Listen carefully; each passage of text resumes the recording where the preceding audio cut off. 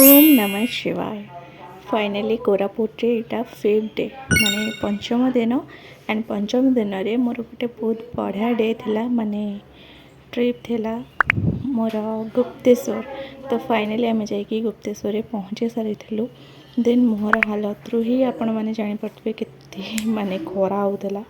यहाँ भगवान प्रथम द्वार भोग नहीं कि आम चलू मंदिर अभिमुखे देन ये जो पानी अच्छे ये गोड़ धोला बहुत शांति भी लगुला ये भ्यूटा मत बहुत भल लगुला।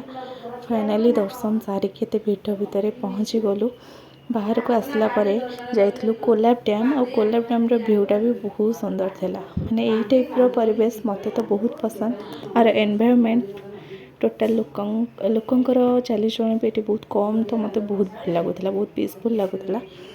तो आम ये समस्ते जाऊँ ये बहुत सुंदर सुंदर ठेकुआ दुटा थे तो मत बहुत खुशी लगुला। ता भितर बहुत सारा ठेकुआ थे से घर से रुहति ता भितर तो कौ मैंने जाइए कमेंट रे कहे।